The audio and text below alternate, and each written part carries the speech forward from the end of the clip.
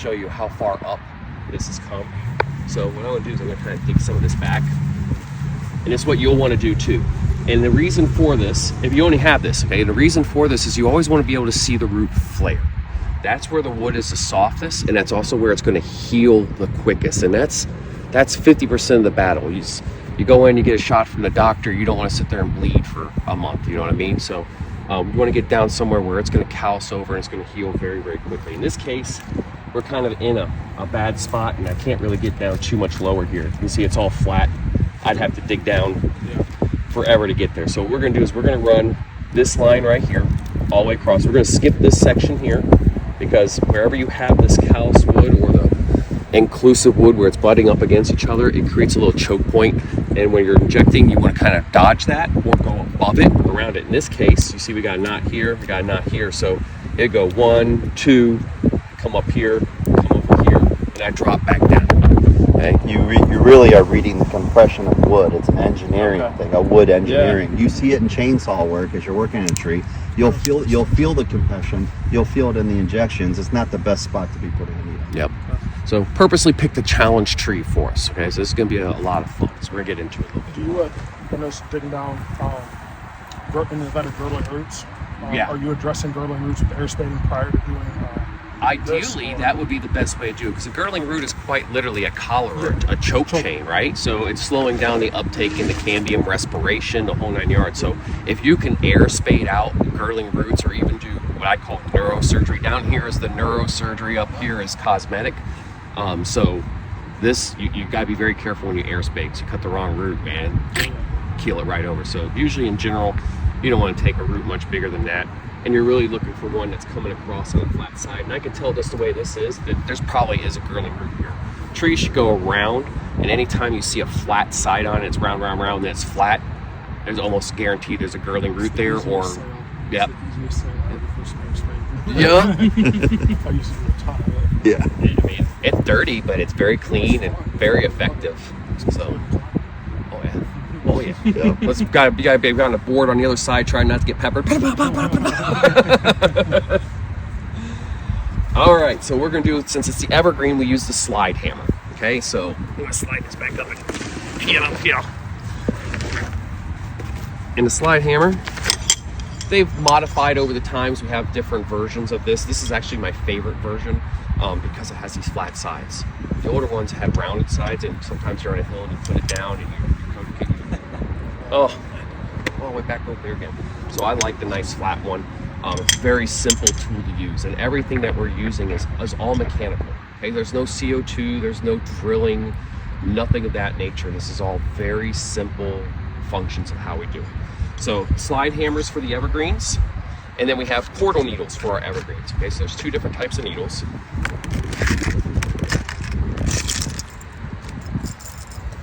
And I'm going to hand that one to you. This is what we call 1.5 portal needle. And if you actually look at that needle, you'll see there's a series of holes running across the tip around, almost like a barber chair sign. Okay? And then if you look at the back, you'll see there's a check valve built into it. These are portal needles. These are designed to get set into the tree with the ram set or our setting tool left there, and then we come around with the gun and we inject it, come back, check it. If it's good, we pull it. Now we'll walk through all this. I just like to explain it before we get into it. Yeah, quick disconnect on the end of this needle is going to allow that gun to just come off, but leave the needle in the tree so that it holds the sap in there and the product. Yeah. Okay. And then on our other end, and we'll get into this needle specifically when we get over to the honey locusts. This is a wedgel needle. And if you'll notice, the very first thing that tells you a wedgel from a portal, there is no check. Yeah. Okay. The other thing is, if you look at this needle, at the very, very tip, it becomes flat, and there's only one hole. It is crucial that that hole is always pointing up. The only time you want to point it down is if you were doing a root treatment, like or something, line, in our case, which is an agrifos. You can push it down in there and fight. Not as effective as actually soil drenching. So 99% of the time, that needle is going to be going this way. This one doesn't matter because it fills all around. That's right. That's right. And that longer needle, that 1.5 and 1s, those are going to be for like Austrian pines. They got big plates on them. So you're looking at this nice white pine. We're probably looking at a 1.0 to get into this tree. 0.75 is going to be too short, and a 0.5 is going to be way too short. Then we come over here. I said we got different sizes, so if you look at what you got in your hand, this is a 1.5. That's a 0.75. There is, we'll probably end up with 7.5s is what we're going to end up using. These are the 7.5s right here.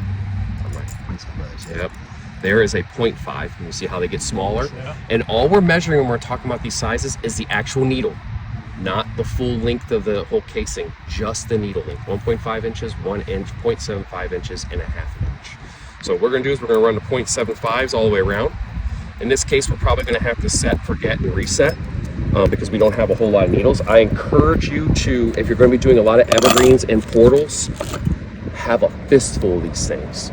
Because with evergreens, it's probably the faster of the two ways to go, and you can tag team it. So you can have one person setting while one person's injecting. The person who's setting is coming back around to the tree you just injected, checking, pulling, resetting. It's a leapfrog thing. You can get a lot done. So show the first two, and then these guys can do other ones.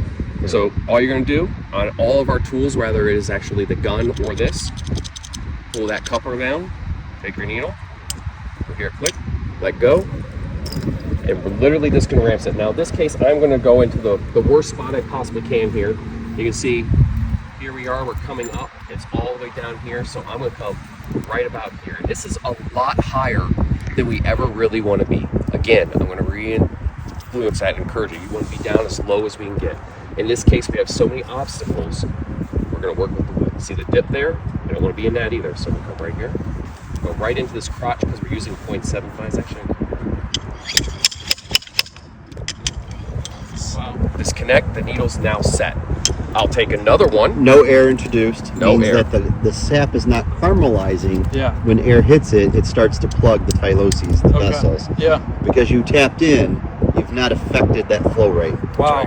Yeah. Yep. And that's the difference between drilling and not drilling. If you were to drill this tree, it would immediately think it's under attack by a boar and start to pitch. That is the singing song of the Wedgel kit.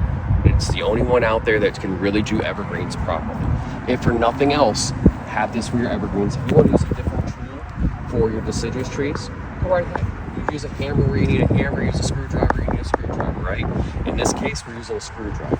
So next, I'm going to come over about 4 inches, and it's about right there. Now, I can show you a little cheat here. This is the punch tool. This is 6 inches long. This is 4 inches long. So if you don't know how to measure very well, you just go right there, and I can say that's going to be about my next needle right there. Okay. So I'm going to come right in there. You can see I've already kind of set one on there. Come right into that slot. And again, I'm way higher than I want to be, but I'm coming over this wood. The next one's going to come down here. So I'm going to set one more, and I'll let you guys kind of walk around and set a few, and then we'll move into the next stage. 4 inches around. Cover right here. They said I got my size. Now notice I'm coming down around this damaged wood here. Come right in there. Grab that couple. Comes right off. Go. Give you a needle.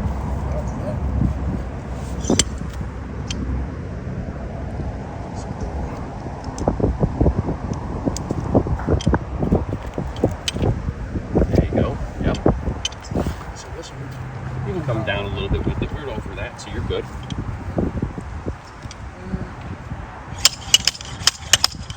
Yep, drive it right until it's set. It's perfect. You got it. So you always want to make sure you're getting that flare all the way in. If we don't get the flare all the way in, there's a chance that it could give us back pressure. But you're good.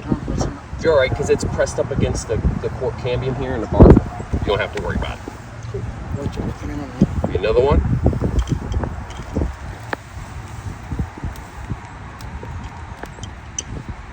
It seems time consuming right now because we're moving very, very slowly.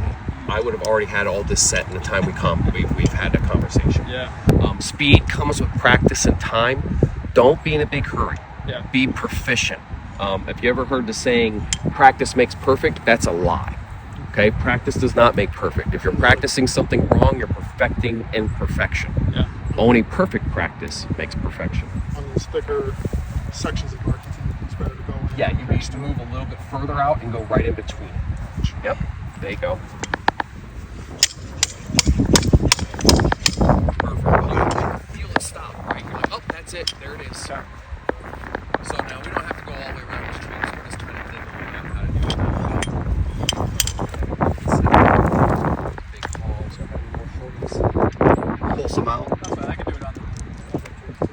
trust you on the deciduous side. All right, so here we go. Now we've taken our time. We've gone all the way around the tree and we've got it injected properly.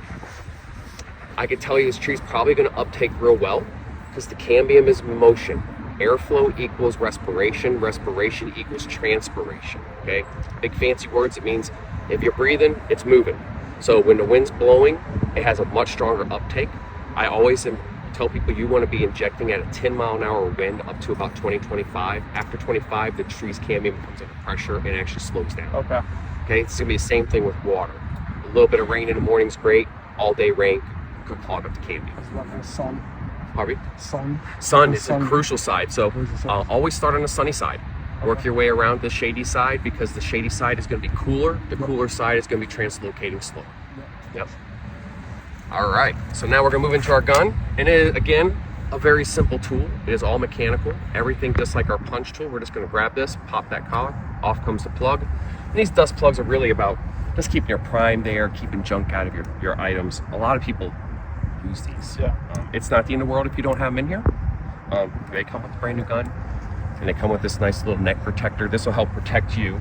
At the end of the day, you should clean the gun and then put the plug in it. It tells the next arborist to know that that gun's been cleaned because the plug is in it for the next day. And it also ensures that your prime stays where it needs to be. It keeps everything where it's supposed to be. So the gun's already ready to go. So you can see it's got that neck protector on there.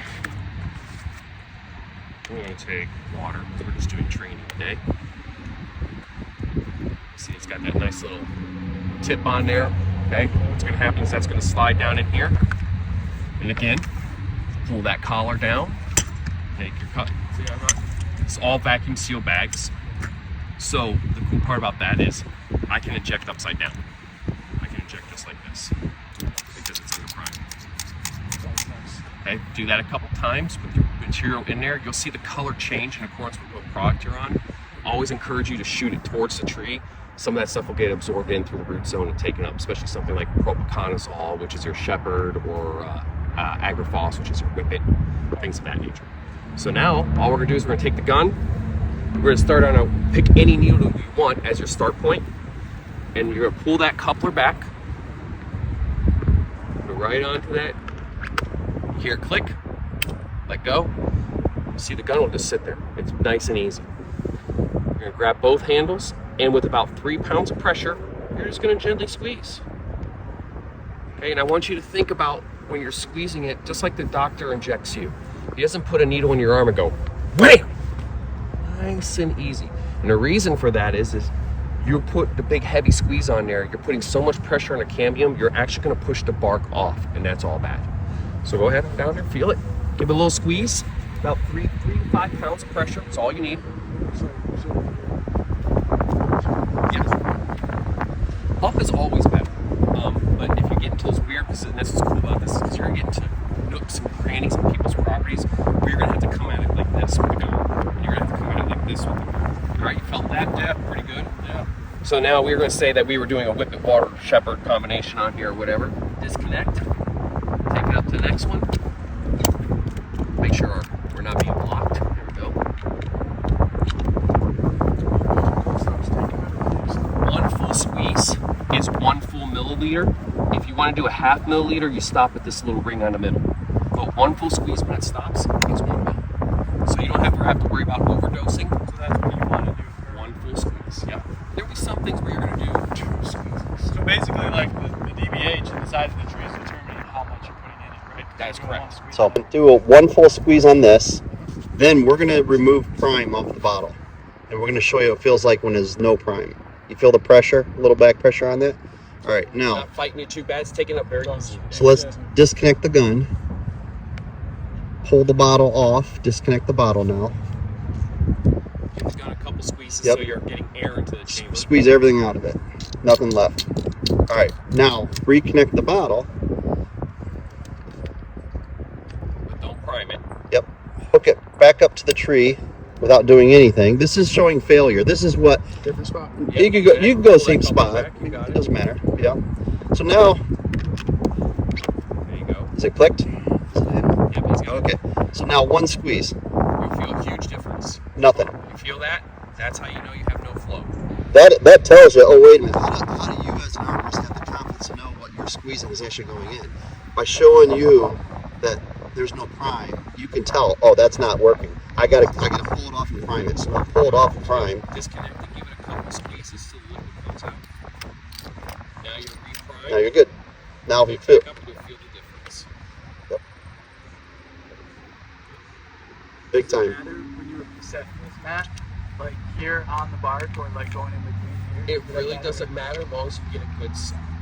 Sometimes bark will hinder you. It could be so fat and your needle's hitting it, but you have one little hole that didn't quite make it into the sap zone, and you get leakage. Like this one's hard. Okay, so perfect. I was hoping we were going to come across one of these. Part of the reason why I wanted to do this knuckle section here is we've run into what we call a dead spot.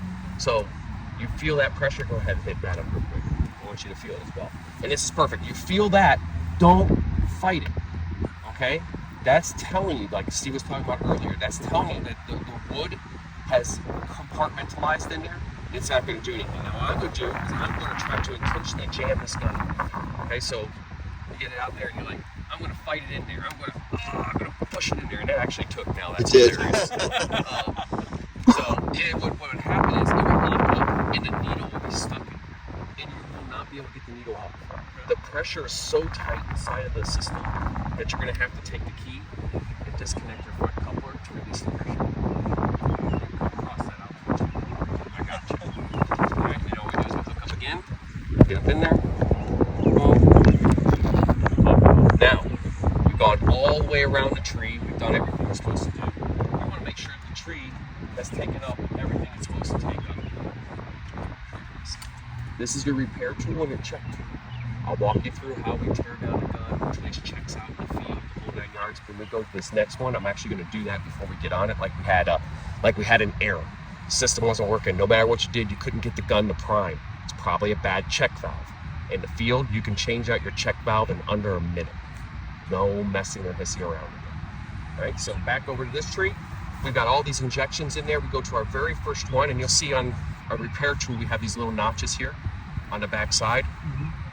You just take one of those, push it up against the needle, right up against the back of that check. Nothing spits out. Okay. The tree has taken up the product. Okay, so it's just that easy. Okay, the tree has taken it, which I knew we were because we got good winds and it's just sucking it right up. Now everything goes in reverse. We take the slide hammer, we connect it to it. That was a little bit in there. There we go. And all I'm going to do now is I'm going to just bring this back and I'm going to let it draw it out. Take the needle off, drop it in your bucket. Level, straight on, not leaning on it. End of the day, you get tired, you start to lean on that tool and you can bend your needles. And this is where the needles break, right here. Yeah. At that well point. Yeah. Be careful. Needles are expensive. Okay, it's probably the most expensive thing about this kit. You take good care of your needles, you make a lot more money. I always encourage people to fill this up with a little isopropyl alcohol. This way your needles are always being cleaned and sterilized before you move to the next tree. Nope, just isopropyl alcohol. Even the cleaning solution that we give you with the kit is 95% isopropyl alcohol. That's something you just squeeze through. You just run through it at the end of the day, cleans everything out of it, hook your water bottle up, boom, boom, boom, you're good to go. Is there times when you're doing this in between, or disinfecting in between trees and stuff like that? Yes, that's why I put it right in there every time. So no matter which tree, like you never know. Sometimes there's something hidden in the tree, and oak wilt being a prime example, or Dutch elm disease. You're going to want to make sure you're treated just like you're sterile pruning. You're going from cut to cut. You're hitting with the Lysol first. More than enough. That'll actually dissolve sap. It'll dissolve our product, the whole 9 yards. So all those little holes don't get gummed up, and you've got product still in the needle. So you want to make sure that product's out of the needle too. So what I do is I take this tub right here, and I make this my portal needle. I fill it up with isopropyl alcohol because the lid screws on nice and tight. You don't have to worry about it spilling. And then as you're moving from tree to tree, it's just basically shaking in there like a washing machine, cleaning all your needles. The entire day, your used needles can go in here. Yep. You can still pull them out and use them if they're in that solution. Yeah, so you just give them a little flick. The alcohol's so high, it evaporates off and dries in a matter of moments. So it's not like you're taking a wet isopropyl needle and sticking it into the can. And then priming it too is going to get any out of that. Yeah. Yep. And you can see how easy those come right out. Yeah. So and then this is, you don't need any plugs or anything like that for those? And you could. And here's the most beautiful part. Can you tell where I've been? No. Exactly. It's not a great big freaking hole. It doesn't have this giant freaking neon check sitting down the side. You have to make sure you got a good click on it. Sometimes it's good to set it once forward. And then I was talking to that landscaper. there you go. You got it. Yep. About playing healthcare stuff to try to do his stuff for him. He was like, "Oh, you gotta get like a Moshe system. Is this like instead of that?" Moshe like requires totally a different. drill, and it's a little puck that you put on the side of the tree. Yeah, I've seen. Legally, you have to stand there until it's done. Okay. That puck could take 96 hours. So is this something though that you can do instead of those products? Yes. Yes. Okay, This that's is what I fire. thought. This is That's what I fire and thought. forget. We're done. I like that. Yeah. No, You don't have to wait for the puck or anything. A lot of people start off with a Moshe like I did, and then you find out you can't even get them to uptake all the way. It takes forever to find out when a tree's not got the correct spot. You can't do small caliber trees. You're also limited Okay. when you go into a drip. Makes sense, yeah. You know, you have more flexibility capabilities this way, and when you're able to show them the results of what you're doing, they won't even care. Yeah. So again, tell me how are you determining the needle length that you're using? The By bark, the the bark. bark thickness, The bark thickness. Okay. And what are you looking for? Like. a feeling once Yeah. you're into the cambium, and you'll see that on the locust tree when we move over to these locust So trees. sometimes, like in the beginning, you might do too short of a needle, and then you don't feel that, and you gotta. Or you might be too long of a needle usually on some of the Most of the time hardwoods. you And get you feel into yourself get into it, and then you're like, When "Oh, you- I still got more." So. If you're too deep, it's like dead wood. You can't squeeze it. You tap out gently, and you've seen that many times that you make adjustments to what you're doing with the actual needles. Sometimes I gotta take it all the way out and just slowly go in there and just slowly squeeze. And just Yeah. wait until I get that. Pines are way easier because the entire vascular system has tracheoids that pass through. You don't have to worry about going too deep on a pine. Evergreens have a real big sap zone. Deciduous trees have a real small one. Hence why you have one hole for a deciduous tree and you put a check into Yeah, it okay. versus an evergreen where it's just going wherever it can find it, it's putting it out. And the tree's going to take it right up. Yeah.